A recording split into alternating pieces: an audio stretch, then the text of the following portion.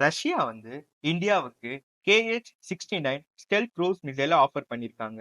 இந்த மிசைலை கரண்டா ரஷ்யா அவங்களோட 5th generation fighter jet ஆன Su-57ல யூஸ் பண்ணிட்டு வராங்க. இந்த மிசைலை ரீடிசைன் பண்ணி நம்மளோட Su-30 MKIக்கு யூஸ் பண்ற அளவுக்கு ரீடிசைன் பண்ணி ஆஃபர் பண்ணியிருக்காங்க ரஷ்யா இந்தியாவுக்கு. இப்ப நம்ம கரண்டா ஸ்கேல்ப் மிசைல் யூஸ் பண்ணிட்டு இருக்கோம். இது வந்து ஒரு பிரான்ஸ் நாட்டை சேர்ந்த ஸ்கேல்ப் மிசைல். நம்மளோட Su-30 MKIலயும் சரி, ரஃபேல் ஜெட்லயும் ஸ்கேல்ப் மிசைல் தான் யூஸ் பண்ணிட்டு இருக்கோம். நம்மளோட ஃப்ரெண்ட்ஸ் நாட்டோட டிபெண்டன்ஸை குறைக்க ரஷ்யா இந்த மாதிரி ஒரு ஆஃபர் பண்ணியிருக்காங்க. இந்த மிசைலோட ஸ்பெசிஃபிகேஷன் பாத்தீங்க அப்படின்னா இது 700 கிலோகிராம்ஸ். இதால மேக்ஸிமம் 310 கிலோகிராம்ஸ் வரைக்கும் வாரட சுமந்து போய் தாக்க முடியும்.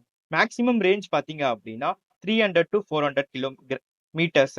ரஷ்யா ஏன் இந்த மாதிரி ஒரு முடிவு எடுத்திருக்காங்க அப்படின்னா நம்மளோட பிரான்ஸ் நாட்டுக்கிட்ட இருந்து ஸ்கேப் மிசைலை வாங்கிட்டு இருக்கோம். அந்த டிபெண்டன்ஸை குறைக்க ரஷ்யா இந்த மாதிரி ஒரு முடிவு எடுத்துட்டு இருக்காங்க. உங்களோட கருத்துக்களை நீங்க கமெண்ட் செக்ஷன்ல பதிவு செய்யுங்க.